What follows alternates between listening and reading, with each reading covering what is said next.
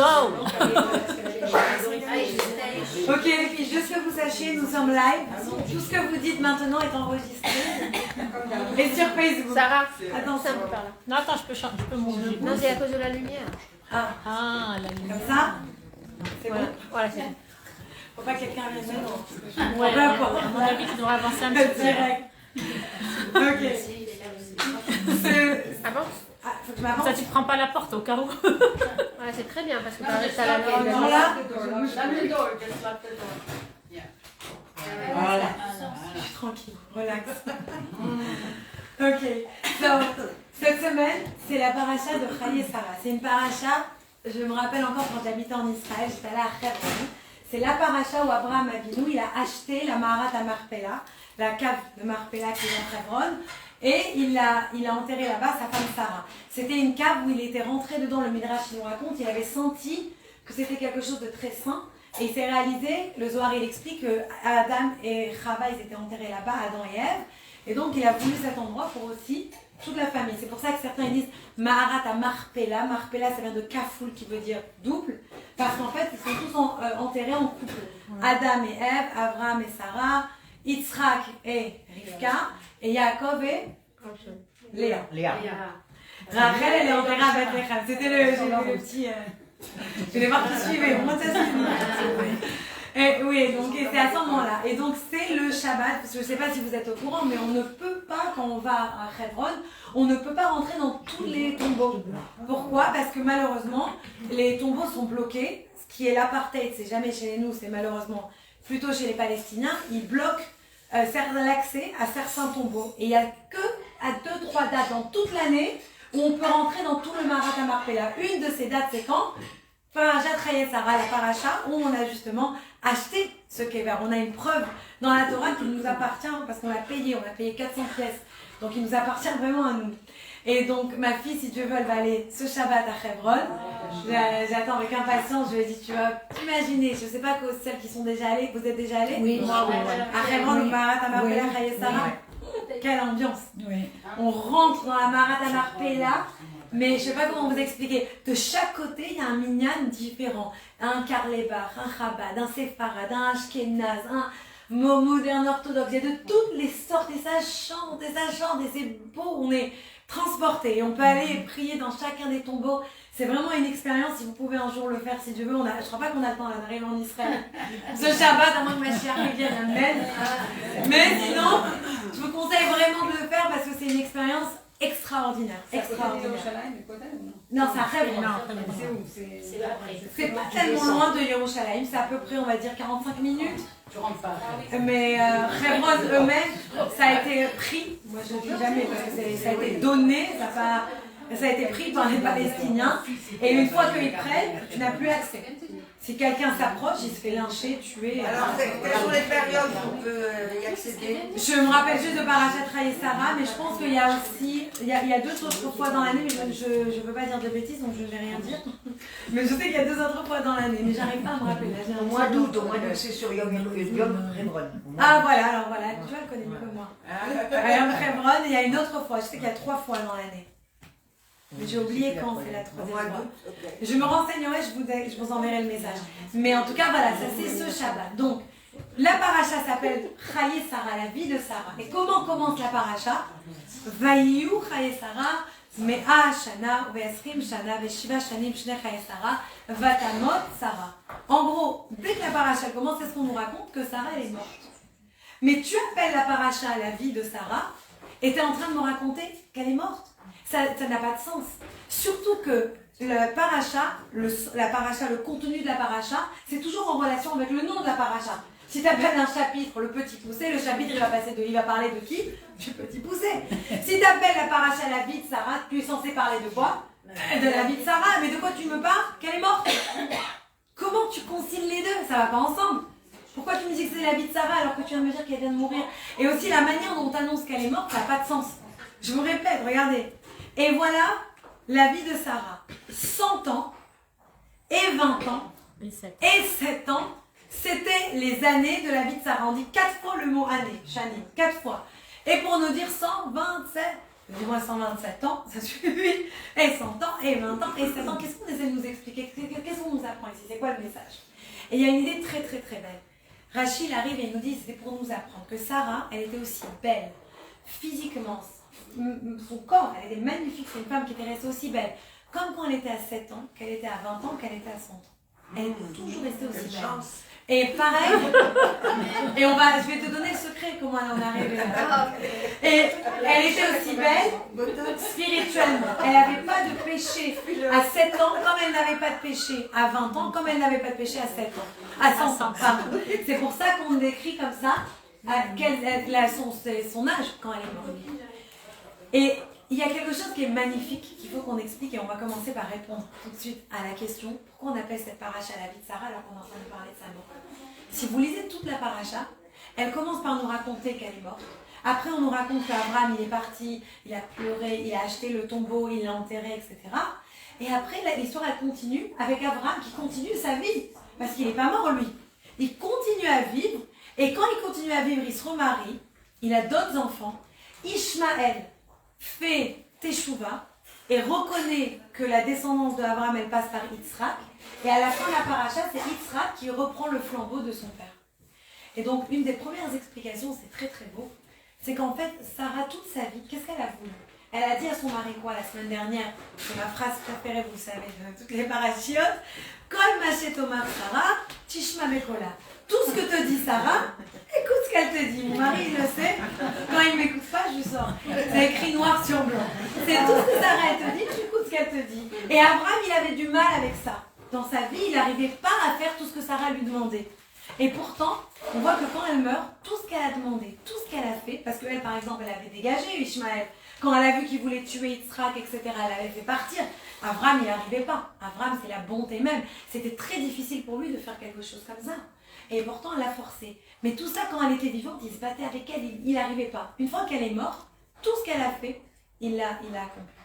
On voit qu'à la fin de la paracha, tout ce qu'elle voulait, toute sa legacy, on dit en français legacy? Non, oui. Son héritage, tout son héritage, sa transmission, ça se réalise. Donc en fait, bien sûr qu'elle continue à vivre. Parce que tout ce qu'elle voulait, tout son but dans la vie, finalement, ça se réalise. Donc sa vie, elle continue à travers ça. Et on peut aller même beaucoup plus loin. C'est quoi la vie? La vie, c'est beaucoup plus qu'un corps physique. Bien sûr, le corps, il nous limite. Quand on est vivant dans un corps, on est limité dans le temps, on est limité dans l'espace. On ne peut pas aller où on veut. On ne peut pas claquer des doigts et atterrir en Israël. On ne peut pas faire changer le temps. Alors que quand une personne, elle meurt, la Neshama, elle peut aller de partout dans le monde. La Neshama, elle n'a plus de limite. De la même manière, il n'y a plus d'espace, il n'y a plus de temps. C'est fini. Maintenant, on devient intemporel. La Neshama, elle est quelque chose qui peut atteindre de partout. Et Sarah, c'était la mère. Quand on parle de Sarah, on l'appelle la mère, avec le grand L et le grand M. C'était la maman, la première mère de qui vraiment on parle, de qui vraiment on fait des compliments, etc. Et on dit une maman, c'est exactement ça. Une maman, elle est éternelle. Pourquoi? Parce qu'elle donne la vie, elle éduque l'enfant, et l'enfant après continue à vivre avec les valeurs que la maman lui a inculquées. Donc en fait, elle continue à vivre à travers ses enfants. Et on voit ça avec son fils Yitzhak. Quand il se marie avec Rivka, elle rentre dans la tente. Les 3 miracles qui se passaient dans la tente, qui étaient la nuée divine, il y avait la challah qui était fraîche d'une semaine à l'autre et les bougies qui restaient allumées d'une semaine à l'autre, tout ça avait disparu quand Sarah elle était morte. Et tout revient avec Rivka. Donc on voit qu'en fait Rivka, elle continue de vivre. Elle est comme si, Sarah, elle continue de vivre à travers Rivka. Donc en fait, sa vie, elle continue, elle ne meurt jamais. Regardez une personne comme le Rabbi de Lubavitch, ou bien cette semaine, on a fêté les 2 ans du Yahrzeit de Jonathan Sachs. Oui. Il n'est plus là physiquement. Le Rabbi, il n'est plus là physiquement. Mais est-ce qu'on continue à étudier? Est-ce qu'on continue à apprendre? Est-ce qu'on continue à être inspiré, à être béni par lui? Tout à fait. Donc un tzaddik, il n'a pas de limite aussi avec le temps. Sa vie, elle continue, même quand son corps physiquement, il n'est plus là. Ça continue toujours. Parce que notre enseignement, c'est pas seulement ce qu'on dit, c'est ce qu'on fait, et c'est les actions qui continuent en notre nom. C'est ce qu'on va étudier la Torah au nom de la personne qui a disparu. Donc en fait, on ne disparaît jamais. On reste toujours dans ce monde. Donc ça, c'est Chaye Sarah, c'est la vie de Sarah. Maintenant, on peut comprendre pourquoi ça a du sens que la paracha, on l'appelle la vie de Sarah. Maintenant, on va revenir à cette idée. Comment tu peux me dire que Sarah, elle était parfaite. À 100 ans, comme à 20 ans, comme à 7 ans. Comment c'est possible d'être parfaite? C'est pas possible de rester parfaite comme ça. On fait tous des erreurs dans la vie. Comment elle était tellement bien? Qu'est-ce qu'elle a fait déjà? Venons, on parle. Comment elle a fait jamais de péché? Comment c'est possible? Comment elle a pu être aussi belle? Et ça, c'est vraiment un peu ce que tout le monde, on aimerait aujourd'hui. On aimerait tout être comme ça, toute jeune, à 100 ans, comme à 20 ans, comme à 7 ans. On est bien d'accord. Donc, comment elle a réussi? Déjà, il faut savoir que Sarah, c'était une femme exceptionnelle. Quand on vit dans le monde, Hachem, avant qu'on parte, avant qu'on naisse, il y a une voix qui sort dans le ciel et qui dit cette personne, elle va vivre tant et tant d'années. Et la mission de cette personne dans le monde, c'est telle et telle mission. Et en général, pas tout le monde arrive dans son nombre d'années à terminer sa mission. Sarah, elle n'était pas censée mourir à 127 ans. Elle aurait dû vivre beaucoup plus longtemps. Vous savez pourquoi elle est morte? Parce que le Satan, il s'est déguisé, il est venu lui annoncer que son fils, il était mort, il avait été égorgé par son mari. Ce qui était faux. Elle a eu tellement un choc émotionnel qu'elle a quitté le monde. Mais imaginez qu'à l'heure, elle a quitté le monde en avance, mais elle avait déjà accompli toute sa mission. Elle était vraiment parfaite. Donc comment elle est arrivée à ça? Prenez le texte. Je ne vous parle même pas des chichis du Midrash. Prenez le texte. Est-ce que vous voyez Sarah se plaindre? Et pourtant, combien elle a souffert? Elle était stérile. Elle n'a pas pu avoir d'enfant jusqu'à presque 90 ans. Elle a dû avoir une concubine dans sa maison et la donner à son mari. Non mais imaginez ça, moi je m'arrête que là, je me tirais une balle. C'est hallucinant. Non mais son mari, il est persécuté. Ils vont en Égypte, il y a la famine. Elle se fait attraper par le paro de l'époque. Après, elle se fait attraper encore une fois par Elimelech, tellement elle était belle, tous les hommes la voulaient. Donc, elle passe d'une galère à l'autre. Et pourtant, vous regardez le texte, est-ce que vous la voyez se plaindre? Elle n'est jamais en train de se plaindre. Il y a autre chose qu'elle fait. Comment elle est restée tellement jeune? Et ça, c'est le secret de la jeunesse. Le secret de la jeunesse, c'est quoi? C'est qu'elle était en harmonie avec elle-même. On passe notre vie à nous battre contre nous-mêmes. On est toutes, on fait partie, on a deux choses pour vivre. On est en train de se parler, on a une âme et on a un corps. Et très souvent, les gens, ils n'écoutent pas leur âme. Ils écoutent leur corps. Un exemple bête. Je veux manger pas cachère. J'écoute mes envies de mon corps. Ma neshama, elle te dirait non, mange que cachère. Attention, fais attention à ce que tu mets dans ta bouche. Donc toute la vie, en fait, on se bat un peu avec son corps. On a cette bataille. Des fois, on la voit et des fois, on la voit pas, la bataille. Des fois, on sait ce qui est bien. On n'a pas très envie d'écouter, sa petite voix, sa petite truc, ça nous saoule. On n'a pas envie de se prendre la tête. Mais on a toujours cette bataille, c'est vrai. Et comment on grandit? On travaille sur soi-même. Des fois, on n'arrive pas à faire des choses. Et l'année d'après, on arrive à faire un peu mieux. Et dans 10 ans, on arrive à faire un peu mieux. Et c'est chacun avec soi-même. C'est ce qu'on avait expliqué il y a 2 cours. L'ech lecha. Remettons en perspective, remettons en question. C'est comme ça qu'on grandit dans la vie. Mais Sarah, elle était toujours en harmonie avec elle-même. Sarah, elle arrivait toujours à paraître jeune. D'ailleurs, je vous avais déjà raconté ça. Parce que ma mère, elle adorait toujours dire qu'elle était jeune. Une fois, j'ai mon neveu qui est venu chez moi et je faisais mon anniversaire. Il m'a dit, Tata Sarah, quel âge tu as à l'époque? J'avais 27 ans, on l'avait à l'époque. J'étais jeune. J'avais 27 ans. Il m'a dit, mais Tata, c'est impossible que tu aies 27 ans. J'ai dit, pourquoi? Il m'a dit, parce que mamie, elle a 18 ans. J'appelle ma mère, je dis, mais maman, t'as quel âge? Elle m'a dit, chut, surtout, tu lui dis pas. Je suis jeune. Pour moi, à ses yeux, je reste jeune. Alors, j'ai bien rigolé depuis ça. Mais on peut se faire paraître jeune autant qu'on veut. À la fin, l'âge, il nous rattrape. Mais Sarah, elle était tellement bien dans sa peau. Elle était tellement bien dans ce qu'elle vivait, dans ce qu'elle était, qu'en fait, ça se reflétait sur elle-même. C'est ce que vous voyez, la beauté que vous voyez d'elle extérieure, c'était en fait le sentiment qu'elle avait à l'intérieur d'elle-même. Combien de fois vous voyez des gens, et ils sont pas très très beaux, mais ils se mettent à parler, ils sont animés, ils sont charming, vous avez envie, vous êtes attiré par eux. Moi je sais que j'ai une de mes sœurs, je ne dirai pas laquelle, au cas où son mari nous regarde, mais quand elle est arrivée pour rencontrer son mari, elle a trouvé moche, mais comme un fou. Il est horreur, il est horrible. Non, personne ne va savoir de qui je parle. La Nara, j'ai beaucoup de sœurs. Pardon, Rachel, beaucoup. Personne ne sait de qui je parle. Elle l'a trouvé affreux. Il a ouvert sa bouche, il a commencé à parler, elle tombe amoureuse de lui, elle est mariée, Blainara, des enfants, tout ça. Très heureuse. Donc, comment ça commence? C'est pas juste ton apparence. Ton apparence, c'est pas seulement, c'est quand tu commences à parler, quand tu commences à t'animer, quand tu commences à révéler qui tu es vraiment. C'est là qu'on est attiré vers toi. C'est pour ça qu'il y en a pour tous les goûts et les couleurs. Quand j'ai des célibataires qui me disent « je ne vais jamais me marier », pas du tout. C'est pas... Tu vas toujours trouver quelqu'un qui va être attiré. Mais comment tu vas l'attirer? Ressors qui tu es. Arrête de faire une... Des fois, on fait un style, mais c'est pas nous-mêmes. Sois authentique, sois sincère, sois toi-même, n'aie pas honte d'être toi-même. Et c'est vrai, dans la vie, très souvent, on n'est pas nous-mêmes. On ne se rend même pas compte souvent qu'on n'est pas nous-mêmes. On joue un jeu. On joue un jeu, on parle d'une certaine manière, alors à la fin, sois toi-même et tu fais... Comment on connaît une vraie personne quand on vit avec eux? Parce qu'on ne peut pas faire le jeu, on ne peut pas faire Tménique tellement longtemps. Au bout d'un moment, tu connais... Tu craques.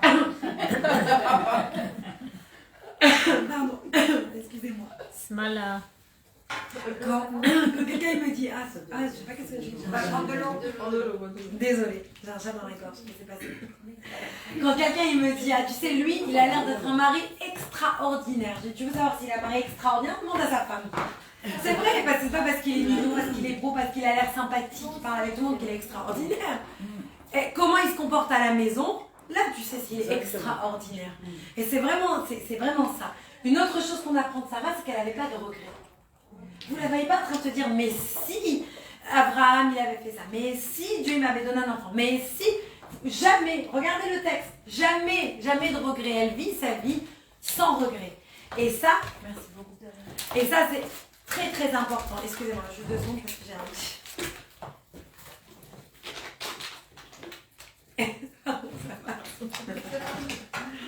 Take your time. Désolée. Mais Sarah, elle avait pas de regrets. Et combien de nous, on peut dire qu'on n'a pas de regrets? Combien de nous, on passe nos vies à nous dire, ouais, mais si j'étais Rothschild, moi aussi j'aurais pu faire ça. Ah, mais si j'avais, moi aussi j'avais ma famille à côté, ben, j'aurais pu recevoir plus souvent Shabbat. Ah, mais moi si. Mais avec des si, on peut toujours se trouver toutes les excuses du monde. Se trouver des excuses, c'est pas difficile, hein. Quand on veut, on peut. Ça, je me rappelle, depuis que j'étais petite, moi j'avais toujours un caractère comme ça dur. Et on m'avait dit, il n'y a rien qui peut tenir quand tu as la volonté. Quand tu veux vraiment quelque chose, d'un seul coup, il n'y a plus de si, hein. Tout disparaît, tu arrives à tout faire réussir. Mais quand tu veux pas, toutes les excuses sont bonnes. Imaginez, vous n'avez pas envie d'aller à la gym. Aujourd'hui, il y avait beaucoup de vent, j'étais fatiguée, j'ai pas mis mon jogging, c'est quand envie de se changer en basket, mais la gym elle va fermer dans 1 heure. On peut se trouver toutes les excuses du monde quand tu veux pas. Mais si tu veux, tu peux faire pareil de l'autre côté. Sarah, c'est ça. Sarah, de toutes les situations, elle a fait ce qu'il fallait de mieux pour elle. Vous la voyez, elle est avec Abimelech, le mec il n'a pas pu la toucher, vous imaginez ça? Il s'approchait d'elle, il y avait un ange qui lui donnait une tréha. Mais à part ça, elle était tellement, elle le regardait, ça veut dire elle le gardait de loin. Tu ne pouvais pas t'approcher d'elle. Elle était magnifique cette femme. Elle arrive à notre endroit, à Aouda, on la reprend encore kidnappe. Pareil, elle se tient bien.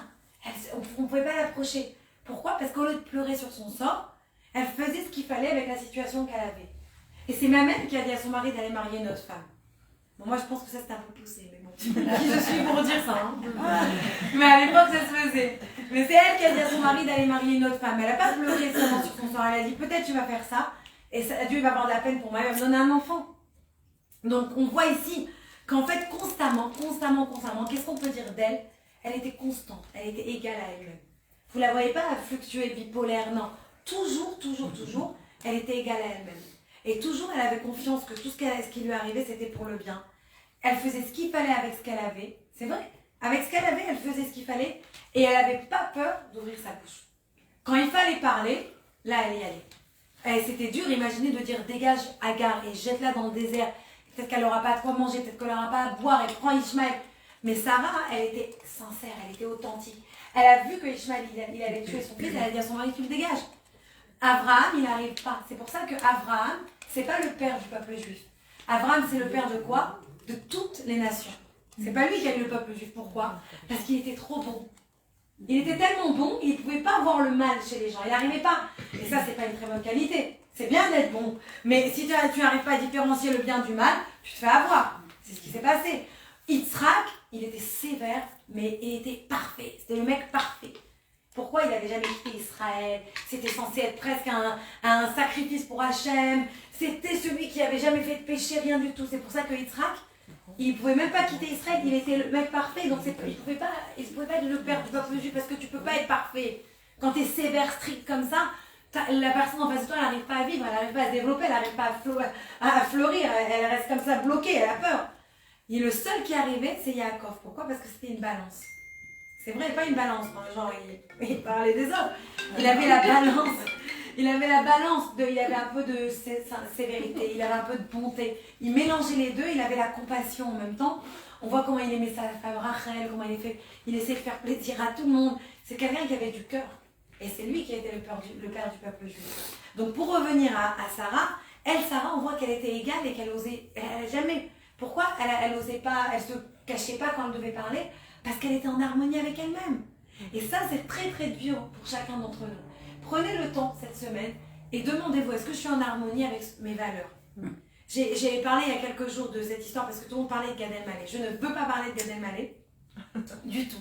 Mais ce que je voulais dire, c'est, quelqu'un me disait, parce que j'ai fait cet audio, parce que quelqu'un m'a dit, moi je ne crois pas, c'est impossible qu'un juif il se convertisse. Alors encore une fois, je ne parle pas de Gad Elmaleh, je ne sais pas si c'est converti, pas converti, c'est pas ma vie, c'est pas mon affaire, c'est entre lui et Dieu. C'est à lui de voir ça avec Dieu, c'est pas à moi de commenter la vie de personne. Mais moi ce que je voudrais dire, c'est autre chose qui revient sur ce point-là. C'est que moi, de mes yeux, je connais une personne qui s'est convertie au christianisme, je connais une personne qui s'est convertie et est devenue musulman. Je connais ça. Donc c'est pas quelque chose qui m'étonne. Comment on y arrive? La personne me disait, moi j'y crois pas. Je vais expliquer comment on y arrive, en tout cas c'est mon avis, ça ne me concerne que moi. Mais moi je pense que c'est parce que quand on vit sa vie sans sincérité, dans le sens où par exemple, si je dis à mon fils, marie-toi avec une juive, marie-toi avec une juive, marie-toi avec une juive, marie-toi avec une juive, mais en même temps, je fais rien du tout de la Torah, des mitzvot, rien du tout. Donc en fait, je dis, ah mais qui pour, c'est pas si grave que ça. Ah le Shabbat, bon c'est pas important. Ah manger cachère, bon ça va une fois de temps en temps. Alors après l'enfant, en fait, il te dit, mais t'es hypocrite. C'est quoi, où est la sincérité ici? Tu me dis soit quelque chose, mais toi tu fais l'inverse.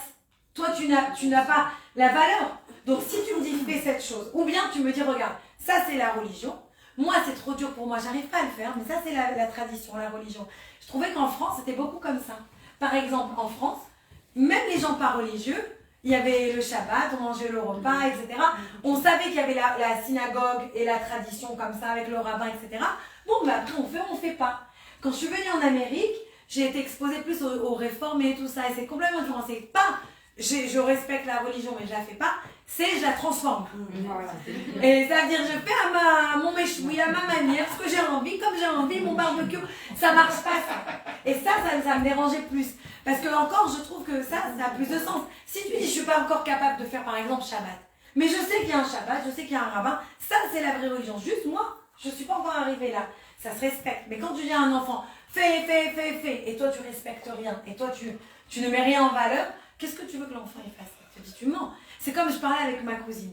Je parle d'une de mes cousines. Encore une fois, personne n'a besoin de savoir qui c'est. Blainara, j'ai beaucoup de cousines. Elle me disait, tu sais, j'ai réalisé que mon fils, il ment beaucoup. Mais je vais t'avouer, Sarah, c'est ma faute.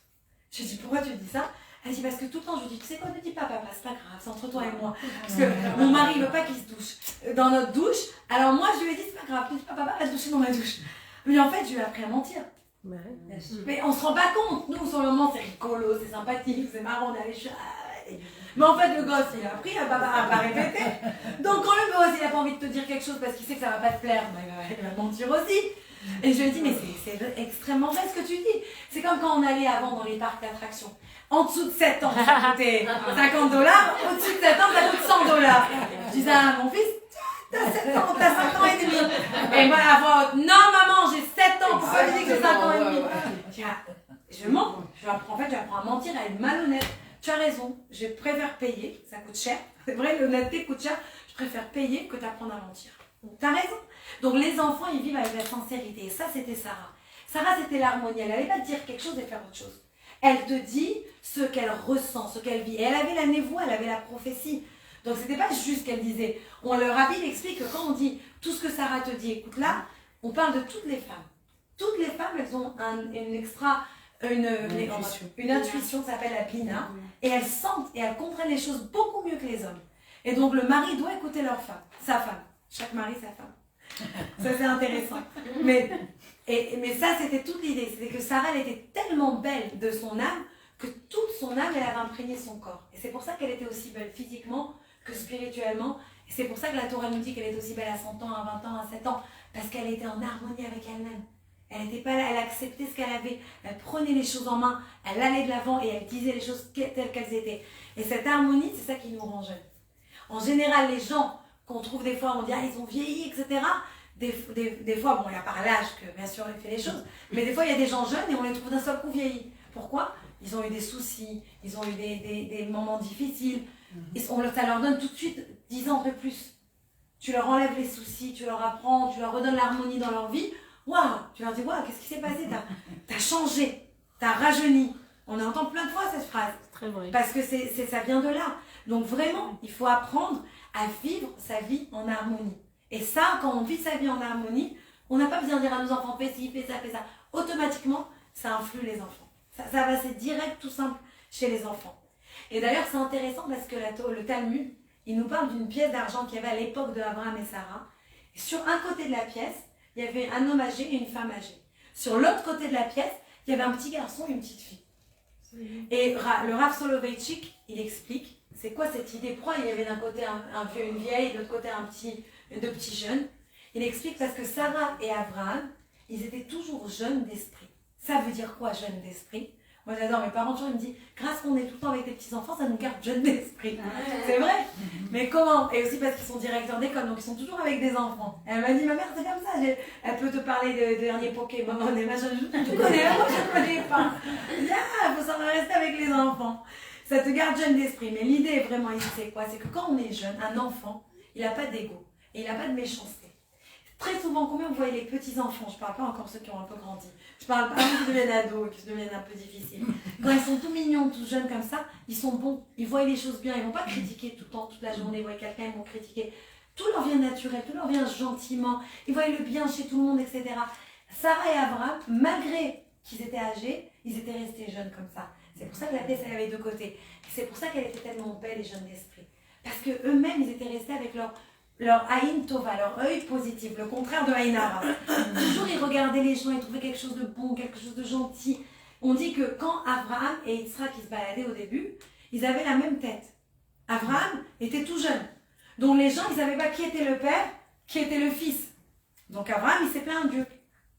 Et Dieu lui a dit, puisque c'est toi qui te plains, toujours la personne qui ouvre sa bouche, c'est la première qui reçoit la leçon. Puisque c'est toi qui te plains, alors tu vas toi vieillir. Comme ça, on va savoir qui est le jeune, qui est le vieux. Donc la première vieillesse, elle vient de Abraham. On l'avait avant, ça n'existait pas encore. Il faut lui dire merci. C'est grâce à lui. C'est grâce à lui, les rides et tout ça. Mais l'idée, elle était là, que leur jeunesse, elle venait de quoi? Elle venait justement de cette harmonie qui venait de leur bonté de cœur, de leur jeunesse de cœur. Mais ça se voit jusqu'aujourd'hui, je crois. Les gens qui sont religieux, tu vois dans leur visage, vraiment, ils ont un... Ouais. Ça se voit, ils brillent. Et jusqu'aujourd'hui, moi je vois ça et je dis, ah waouh. On n'a qu'à te voir, ça va. C'est parfait. Ah, merci. Toi aussi, tiens, vraiment, regarde toi aussi, tu es magnifique. Merci, C'est vrai, non? mais c'est très beau ce que tu dis. Oui, Elle fait tu ses vois, facials. tu es autour d'eux et tu I'm overdue. Je suis overdue, c'est pas le cas pour un facial. Non, elle a raison. Distribue tes cartes maximum. 30% de euros. 30%. Mais à part le facial, c'est vrai.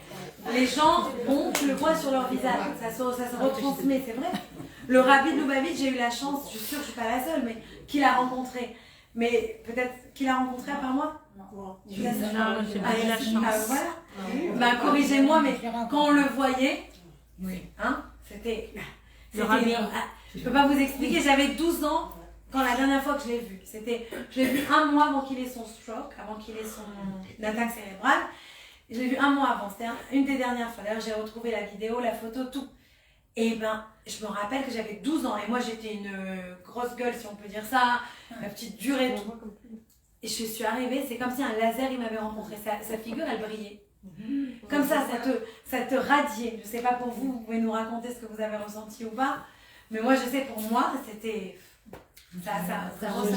J'étais très jeune aussi, j'avais 14 ans. Et je l'ai regardé, j'ai demandé des brachot. Et il m'a regardé. Et je suis sortie en pleurant. Je pouvais pas m'arrêter de pleurer. Maintenant, je ne savais pas pourquoi, il m'a rien dit, hein, tu vois. Mais je pleurais. Parce que connecté, ah ouais, c'était quelque chose. Et toi, t'as ressenti? Moi, je n'avais pas le droit d'accéder à le voir. C'était que pour les hommes. Comment ça? Ma mère, mes parents, ils l'ont vu depuis toujours. On pouvait le non, voir. il y avait, moi je me rappelle, on avait fait la queue pendant toute une journée. Alors, il y avait pendant une heure, c'était les hommes. Après, pendant une heure, c'était les femmes. Après, c'était. Peut-être qu'au moment où j'étais, les femmes étaient en haut, c'était peut-être Ah, les cool. Ah, du ouais. côté de... C'était les hommes qui les passaient à ce hommes en moment-là. premier, peut-être. Ouais. Non, parce qu'il y avait les deux fils tout le temps. En tout cas, on voyait ça sur le visage. Donc une personne, pour revenir à cette idée, une personne, ça se transparaît sur le visage. Donc ça explique Sarah. Maintenant, je voudrais revenir aux 3 mitzvot de Sarah. Les 3 mitzvot de Sarah, c'est quoi? Vous les connaissez? C'est les 3 mitzvot de la femme. C'est la nida, qui était la nuée. La nida, c'est comment nous, on va ne pas aller avec notre mari quand on a nos règles. Et c'était représenté par une nuée qui était au-dessus de sa tente. La chala, qui était le pain frais qu'elle cuisait et qui durait d'une semaine à l'autre. Et enfin, la hadlakat nerot, les bougies, qui duraient aussi d'une semaine à l'autre. Je voudrais juste vous faire réaliser que ces 3 choses sont pas pour rien qu'on les a choisies. Si vous remarquez, on les retrouve, ces 3 mitzvot. Dans le Hana. Bravo. Et on retrouve ces 3 mitzvot du nom Hana dans le temple, dans le Beth Amikdash. Il y avait la présence de Dieu. Il y avait le lechem mishné, ce pain, je ne sais pas si vous l'avez vu, un peu carré comme ça, qui restait frais aussi, que le Kohen y cuisait, etc., qui restait frais d'une semaine à l'autre. Et il y avait la menorah qui restait allumée toute la semaine. Les 3 mitzvot de Sarah, elles reviennent dans le temple. Donc on pourrait croire que le temple c'était la première chose, mais pas du tout. Le temple il s'est inspiré de qui? De Sarah. On appelle, d'ailleurs pourquoi on dit que Sarah elle avait créé Mikdash Me'at, elle avait créé un petit Mikdash, un petit sanctuaire dans sa tente. Et on dit que chaque femme, quand elle va faire ses 3 mitzvot, elle invite la présence de Dieu dans sa maison. Et c'est pas pour rien qu'on a choisi ces 3 mitzvot. Sarah elle a choisi ces 3 mitzvot. Le premier c'est quoi? C'est la chala. La chala c'est quelque chose de très matériel, c'est du manger. Ça nous rappelle que tout vient de Dieu. Quand on prend la chala et on enlève un morceau pour le mettre de côté, à ce moment-là, on se dit, c'est pas grave, je suis certain que même si je mets quelque chose de côté pour Dieu, il y aura quand même toujours assez à manger. À ce moment-là, je reconnais, j'ai la Emouna, c'est une foi, c'est un cri de Emouna, on dit, je dis à Dieu, je te fais confiance, je te reconnais, tu es avec moi toujours. Donc j'élève le matériel en spirituel. Je prends une pâte qui était juste une pâte de la farine et de l'eau, une fois que j'enlève la chala, ça devient quelque chose de sanctifié. Donc j'élève le matériel en spirituel, c'est la première chose. La deuxième chose c'est quoi? Les bougies du Shabbat. Est-ce que vous avez déjà remarqué, tous les vendredis, la maison elle est sympa, ça crie, on est en train de préparer le dernier truc du Shabbat. On allume les bougies, la maison elle a changé. Ouais, c'est vrai. Hein? La maison elle est différente. On dirait qu'on est dans une autre maison, il y a quelque chose qui s'est passé. On ne sait pas quoi. C'est quoi qui s'est passé? Qu'est-ce qui s'est passé quand on a mis la lumière? On a invité Dieu dans la maison. Au moment où on a allumé, Dieu il est là avec nous. La maison elle est différente. Vous connaissez ou pas peut-être cette histoire du sultan. Il y avait un sultan, c'est une vraie histoire. Et un sultan il était chez un de ses sujets juifs. Et c'était juste après Shabbat. Il restait de la tafina. Et donc vas-y, ils étaient tous en train de manger. Il a dit est-ce que je peux goûter? Ils lui ont donné un plat de tafina. Elle a dit mais qu'est-ce que c'est bon! Et je veux que tu viennes cette semaine et tu me fais la daf à la maison. Donc il est parti au palais dans la semaine, il a fait la tafina au sultan, ils lui ont servi le lendemain. Il commence à la manger, il dit non, elle n'a pas le même goût que chez moi. Il dit bah oui, tu sais qu'est-ce qui manque? Le Shabbat. Il y a un goût, c'est vrai. Qui c'est qui va s'amuser à faire une taf dans la semaine, sérieux? Il y a un goût du Shabbat, il y a un goût spécial. Tu peux manger la matboura dans la semaine, ça n'a pas le même goût que si tu la manges vendredi soir. Vrai ou faux? Il y a un goût, une fois que tu allumes la Katnerot, tu as rentré Dieu dans la maison, ça permet, ça veut rien dire en français, ça imprègne tout. Ça t'imprègne à toi, ça t'imprègne la maison, ça imprègne tout. Et c'est vrai. Donc cette Adlakat Nerot, allumer la menorah, c'est l'inverse. Quand j'ai fait la chala, j'ai pris le matériel et je l'ai élevé en spirituel. Quand j'allume les bougies, je prends le spirituel et je l'emmène dans ma maison matérielle. Je fais l'inverse. Dans les deux sens, ça m'emmène Dieu et ça me connecte avec Dieu. Et le troisième, c'est quoi? C'est la nida. C'est de ne pas approcher son mari, de ne pas se toucher, de ne pas dormir ensemble quand on a les règles, etc. Avec les 7 jours de pureté qui suivent. Et ça, c'est magnifique. Pourquoi? Ça nous fait travailler sur nos relations interpersonnelles. Parce que quand on ne peut pas se toucher, on est obligé de se parler. Et ça, c'est très difficile pour beaucoup de gens. Combien je vois sur Facebook, elles sont en train d'écrire, ça me frustre, Anita, c'est trop dur, ça machin. C'est vrai, c'est difficile. Mais ça t'oblige à communiquer.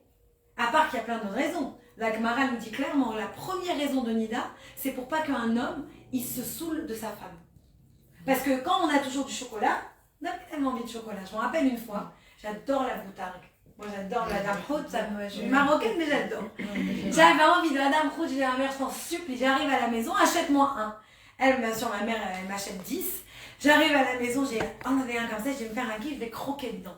Ah, j'ai croqué dedans, j'étais écœurée de la dame rouge, je ne pouvais plus me le voir pendant quelques... Ça a pris quelques semaines de pouvoir recommencer à le manger. Pourquoi? Parce que quand tu as trop de quelque chose, tu n'as plus autant envie. Si tu as des damiels tous les jours, on est à Los Angeles, il y a des Français qui nous regardent, parce que vous ne pouvez pas comprendre ce que l'on vit. Mais si tu manges des damiels tous les jours, ça va, le damiel il n'est pas si sympathique que ça à la fin, on est d'accord. Alors que si tu as des damiels une fois de temps en temps, là tu le kiffes. C'est tout simple. La nida, c'est cette idée simple, la Gemara elle explique. Un mec, un homme, s'il a sa femme tout le temps, il va pas trouver que c'est tellement... Il a besoin d'un peu d'espace, qu'on lui interdise. C'est pas juste sa décision à lui, on lui a interdit. Pourquoi? Parce que dès qu'on t'interdit quelque chose, t'en as envie. Combien de fois j'ai décidé de faire le jeûne intermittent, ce que je te disais, de toute seule, j'ai pas eu envie de manger. De 8h du soir à 11h du matin, j'ai pas touché à rien. J'ai juste bu, j'étais très bien. Maintenant arrive Yom Kippour, Wally, j'ai faim toute la journée. Je vois le gâteau, j'ai faim. Je vois le manger de mon fils, j'ai faim. Je vois le maïs, la boîte de cornes de maïs, j'ai faim. J'ai crème la dalle. Pourquoi? Parce qu'on m'a dit tu mangeras pas. Ah, tu m'as dit tu feras pas. Ah, que j'ai envie de manger. C'est vrai ou pas? C'est ça la nida. Kadosh Baruch Hu, il vient et te dit tu toucheras pas à ta femme.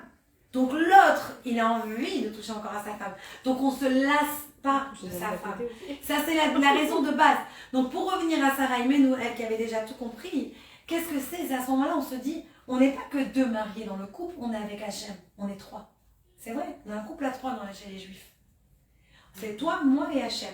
C'est pour ça qu'on dit toujours de toujours avoir Dieu avec nous. On dit Ish, ça s'écrit Aleph, Yud, Shin. Isha, Aleph, Yud, Shin, He. Maintenant, vous enlevez le nom de Nu, vous enlevez le Yud, vous enlevez le He, il vous reste quoi? Hesh, le feu, c'est un truc qui est connu. Parce que quand tu enlèves Dieu, tu n'as que la bagarre, tu n'as que les disputes, tu n'as que la discorde. Et c'est ça que Sarah elle avait compris. Elle a emmené Hachem. Dans tout ce que tu fais, tu te rappelles qu'il y a un Dieu. Tout ce que tu fais, tu te demandes est-ce que c'est la bonne chose à faire ou pas? Qu'est-ce que je donne à mes enfants comme exemple? Apprends-leur. Moi je vois, vous savez quand je suis heureuse, c'est quand j'ai mon fils la semaine dernière qui m'a dit maman, parce que je devais me garer, il m'a dit maman j'ai prié à Dieu, parce qu'il voulait pas être en retard au musée, il m'a dit maman j'ai prié à Dieu et il t'a trouvé une place de parking. Là j'ai dit là j'ai réussi, parce que quand tu comprends que chaque petite chose c'est Dieu, tu as tout compris dans la vie. Et c'est ça que Sarah elle a fait. Donc ça c'était les 3 mitzvot. Maintenant on comprend pourquoi le temple il s'est inspiré de Sarah. C'est pas l'inverse, c'est la femme qui a inspiré le temple. Donc maintenant qu'on a compris tout ça, on comprend toute l'idée de Sarah. Sarah, c'est la leçon, c'est profiter de chaque moment. C'est avec les citrons, on fait une limonade. Avec ce que Dieu il te donne comme difficulté, parce que les Français ne vont pas comprendre cette expression, mais avec ce que Dieu il te donne comme difficulté, tu fais quelque chose, tu construis quelque chose. Au lieu de te pleurnicher, de te plaindre sur ton sort, tu utilises ça et tu dis ok, qu'est-ce que je fais avec? Comment ça peut m'aider dans ma vie? Comment ça peut me propulser? Comment ça peut me rendre encore plus forte? Plus intelligente, avec plus de cœur. Ça, c'est quelque chose que, par exemple, j'ai remarqué souvent. Quand quelqu'un il a une épreuve, il a beaucoup plus de cœur pour comprendre les autres. Je me rappelle, il y a des années, j'avais des difficultés, etc. J'allais voir un rabbin, j'avais dit, mais pourquoi moi? Je posais encore des questions bêtes à l'époque. Mais pourquoi moi? Il m'a dit, parce que maintenant, quand tu auras une autre femme qui va avoir la même situation, tu pourras avoir plus d'empathie. Parce que tu pourras la comprendre. Tant que tu n'es pas là à sa place, tu n'aurais pas pu vraiment la comprendre. Maintenant, tu la comprends. Maintenant, tu ressens la chose. Donc, des fois, Hachem, il nous envoie une épreuve. Au lieu de te dire pourquoi, qu'est-ce que je peux faire avec? Au lieu de te dire qu'est-ce que j'ai besoin de Dieu, qu'est-ce que Dieu il a besoin de moi? Pourquoi Dieu m'a mis là? Qu'est-ce qu'il veut de moi? Je transforme comment je vois les épreuves. Et après, je verrai les épreuves avec beaucoup plus de joie et d'harmonie. C'est vrai, même si ça ne veut pas dire que c'est pas difficile sur le moment. Blainara, on peut être très heureux de s'occuper de son enfant qui a des special needs, mais ça peut aussi nous crever. Aussi nous rendre fatigués. L'un ne va pas sans l'autre. Mais on peut quand même réaliser que ça vient de Dieu. L'un ne va pas avec l'autre. Ça ne veut pas dire qu'on n'a pas le droit de ne pas être fatigué, de ne pas devoir se reposer. Au contraire, il faut prendre soin de soi. Mais il faut toujours se rappeler qui nous a donné cette épreuve. Une fois qu'on s'en rappelle, là on a la force pour arriver de l'avant. Et je voudrais juste terminer avec cette belle idée que j'ai trouvée trop jolie.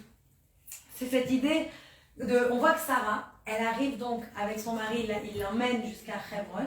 Et on voit que c'est très intéressant comment la Torah elle nous présente Hebron. Je vous lis les mots du pasuk, c'est le 2e verset de la paracha. Vatamot Sarah, et Sarah est morte, d'accord, elle a quitté ce monde. Bekiryat Arba, à Kiryat Arba, jusqu'à aujourd'hui. Le quartier juif de Hebron, il s'appelle comment? Kiryat Arba, jusqu'à aujourd'hui. Ou Hebron, donc Kiryat Arba ou Hebron, c'est la ville donc de Hebron. Be'eretz Kenaan, dans la terre de Kenaan.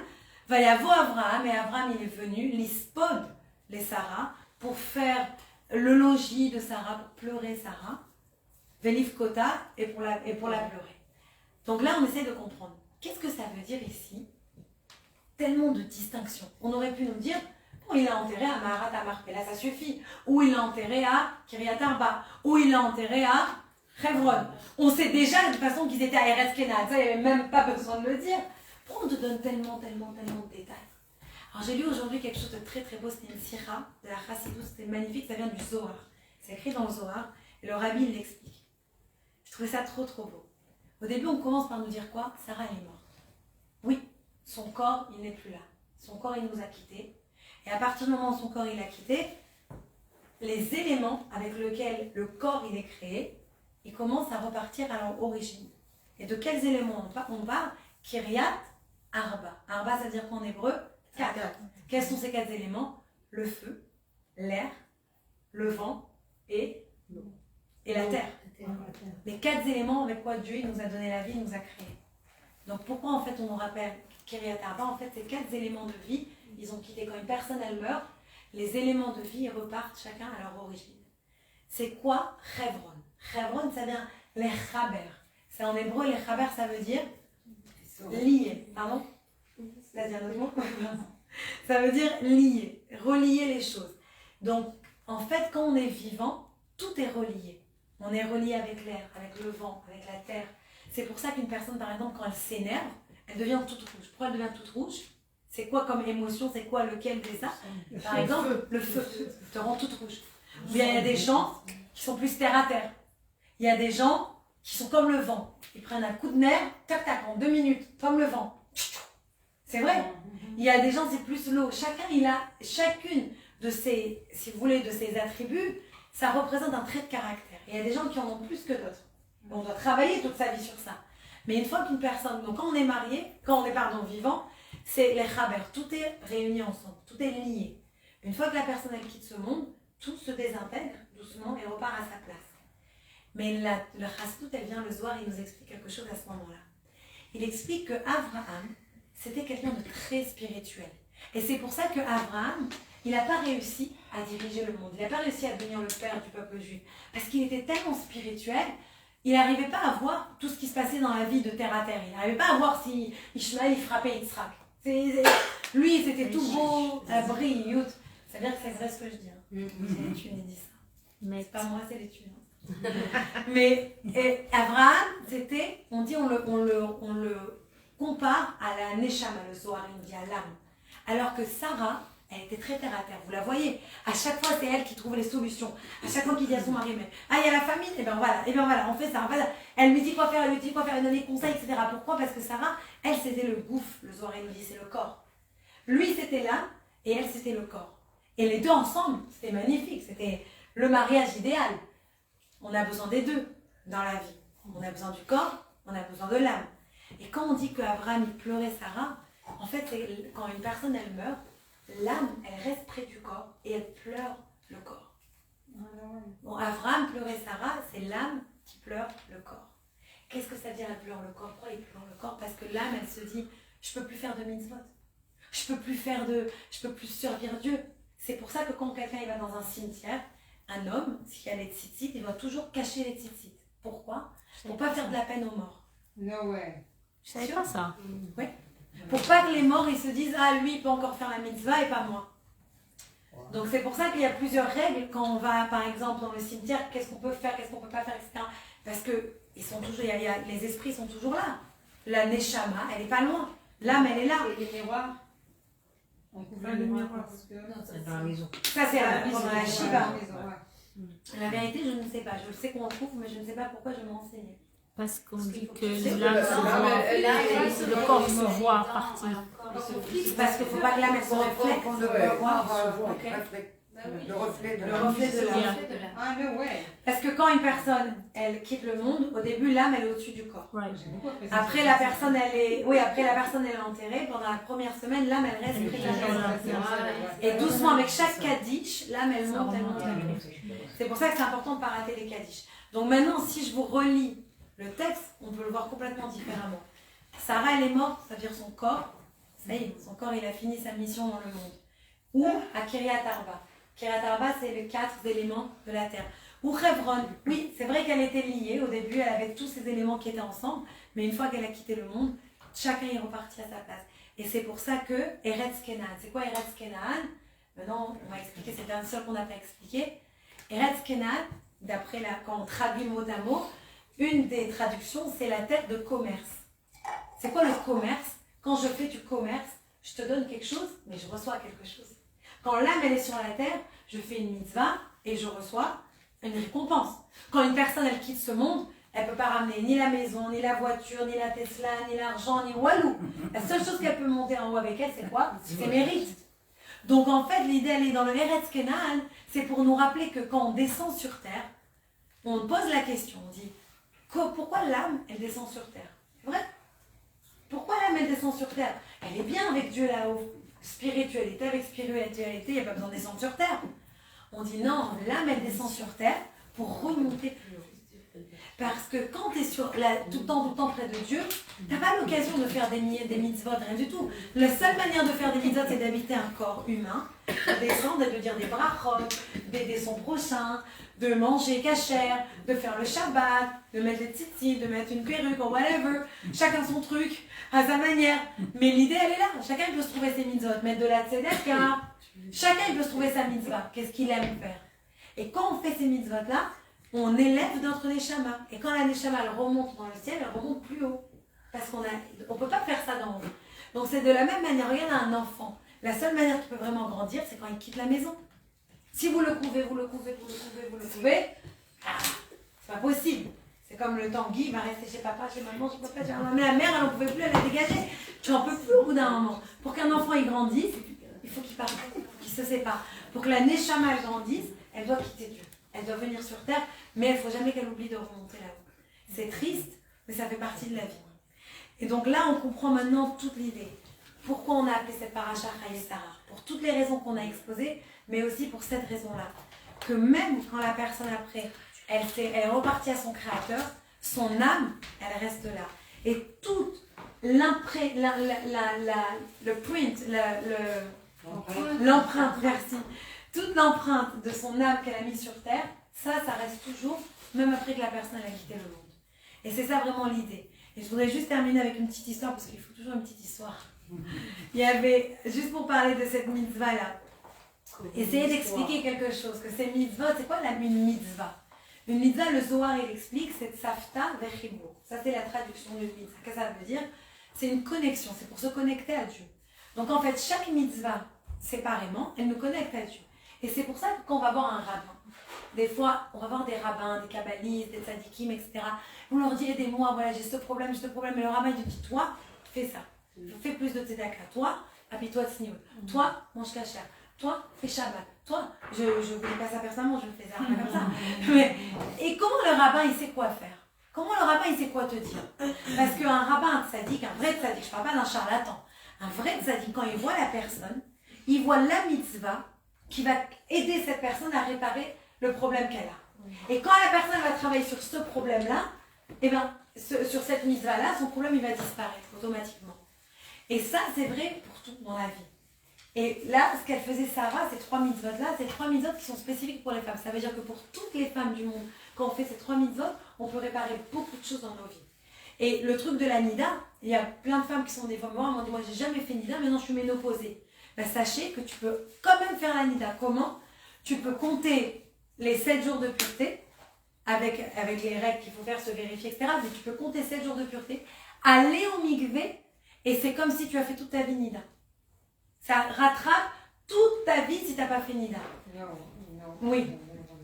Bah, je te le dis. Moi, je comprends pas pourquoi, Noir sur blanc. pourquoi une femme ménopausée doit compter les 7 jours de Si- pureté. Ça fait 15 ans qu'elle a pas ses règles. Si elle n'a pas fait le mikvé, si elle n'a pas fait le mikvé toute sa vie, Non, mais même, par exemple, si une femme parce qu'elle est ménopausée... restée Nida.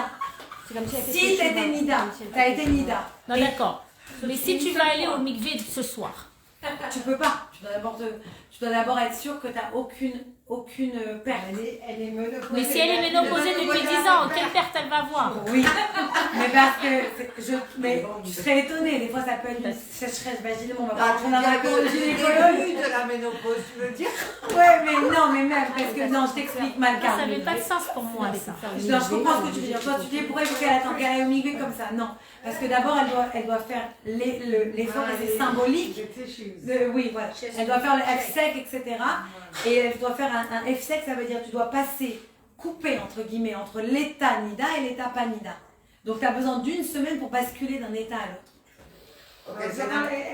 Dans l'état elle doit se préparer. C'est pas juste tu vas au mikvé, c'est une préparation. Semaine prochaine, sortie mi. Donc tu te prépares. Tu te prépares. On fait un free pour mikvé. Parce que tant qu'elle n'a pas fait le mikvé, elle est encore Nida. Par exemple, juste que vous sachiez, elle n'a pas le droit de toucher un Sefer Torah. Une personne qui est Nida n'a pas le droit de toucher un Sefer Torah. Donc tant qu'elle n'a pas été au mikvé, on ne peut pas toucher un Sefer Torah si on est Nida. C'est important, parce que très souvent, on voit dans tous les synats tout le monde qui touche le Sefer Torah. Mais sachez que vous n'avez pas le droit. Attends, moi j'ai une autre question. on n'a pas le droit. Et si tu es allé au mikvé après, oui. Mais si une personne, disons, elle a eu ses règles la semaine dernière, mais elle n'a pas été au mikvé, et elle ne peut pas toucher le Sefer Torah tant qu'elle n'a pas été au mikvé. Attends, mais ça veut dire qu'une jeune fille qui n'est pas mariée à Elle peut pas 40 ans, toucher. elle n'a pas le droit de toucher le Sefer Torah parce qu'elle va pas au mikvé? Elle a ses règles. Non, Mais non, elle n'a pas ses règles. non. Mais elle n'est pas mariée, elle va pas au mikvé. Elle est Nida. Je me rappelle, moi, quand j'étais jeune, je me rappelle, j'avais paralysé mon père et on devait aller chercher un Sefer Torah. Et j'avais voulu toucher le Sefer Torah. On m'a dit non, ma chérie, moi je vais le prendre. Et moi, j'avais pas compris. C'est ma mère après qui m'avait expliqué. Parce que j'étais encore toute jeune, j'avais mes règles, etc. Je pouvais pas toucher la Torah. Maintenant, quand tu es jeune, tu n'es pas mariée, tu n'as pas besoin de faire ça. Tu ne T'as pas besoin. fais pas de mikvé. Non, tu n'as pas besoin. Mais ça n'empêche pas que tu as eu tes règles. Donc Oui. tu as quand même l'impureté de tes règles. Ok. Donc tu es quand même Nida. Donc une jeune fille ne peut jamais toucher un Sefer Torah. Non. Alors Sauf c'est comme ça que moi j'ai grandi. Quand moi j'ai vu que les femmes en train de toucher le Sefer Torah quand j'étais à la synagogue, ça m'a vraiment surpris parce que moi j'ai grandi que tu n'as pas le droit de toucher la Torah comme femme. Que le Sefer Torah. Je crois que moi, mes parents ils m'ont toujours dit. Non, ça veut dire que tu as le droit si tu as. Mais je savais pas moi. Si Et t'as été au ici, mikvé. ici, après des années d'être mariée, j'ai vu des femmes en train de toucher la Torah, c'était la première Oui, fois. mais beaucoup de gens ne savent pas, c'est pour ça. C'est pour ça. Ou alors elles savent qu'elles vont être au mikvé. Oui, oui. Moi, je vais pas les demander à toutes celles que je peux même toucher le Ouais, c'est ça, tu vas T'as été au pas mikvé. Non, mais c'est quelque chose qui est bon à savoir. Bon à Ou savoir. alors tu vois les Donc, de- Je veux juste terminer. Parce Maintenant, qu'elles, elles ont- pour revenir à ces elles ont fait mitzvot leur donc, qui nous dernier. concernent à chacune des femmes. Et je voudrais juste terminer avec cette On reviendra idée-là un jour sur la qui est semaine très prochaine. très belle. Il y a une petite fille qui n'arrivait pas à parler. Elle a grandi et ses parents, ils étaient comme des fous. Ils l'ont emmenée chez les meilleurs spécialistes, ils l'ont emmenée chez tous les grands docteurs, etc. Rien ne lui sortait, aucun son, aucune voix. Elle n'arrivait pas à parler. Une fois, ils ont rencontré un Chabad. Il leur a dit, vous savez, allez voir le Rabbi Lubavitch 770 qui vous donne une bénédiction. Donc ils sont partis et ils ont réussi à avoir une entrevue privée avec le Rabbi Lubavitch. Et quand ils sont arrivés dans le Rabbi Lubavitch, ils sont passés, ils ont expliqué, voilà, notre fille, elle est là, elle n'arrive pas à parler, etc. Alors le Rabbi s'est tourné vers la petite et il lui a dit, est-ce que tu veux allumer les bougies de Shabbat à partir de maintenant? Alors la petite, elle a dit, le Rabbi lui a dit, non, mais je veux pas que tu me dises oui avec la tête, je veux que tu me répondes. Et là, la petite, elle a regardé le Rabbi et lui a dit, oui, je vais allumer les bougies du Shabbat. C'était la première fois qu'elle parlait. Donc, par exemple, là, on pourrait se dire que la mitzvah d'allumer les bougies, le Rabbi l'avait compris, c'est ça qui ferait sortir la voix de cette petite fille. Donc, des fois, on se disait, quoi, cette petite mitzvah, c'est rien du tout. Mais chacune des mitzvot, elle est là justement pour nous emmener quelque chose dans nos vies. Donc, c'est ce que je vous ai, Bezrat Hashem, je vous souhaite que chacune, quand vous allez faire la chala, la nida ou la garde-robe, que chacune de ces mitzvot, elle illumine vos vies, de la même manière que la bougie, elle illumine la maison, que vos vies, elles soient illuminées, Bezrat Hashem, et que cette lumière, elle vraiment, elle imprègne tout le monde autour de vous. Merci beaucoup. beaucoup à Corinne pour ce buffet de malade. Maintenant, il y a les gâteaux marocains. Sarah, j'ai une Sarah, un peu, ouais. Tu lui mets une Tu as plein de cœur. Attends, faut juste...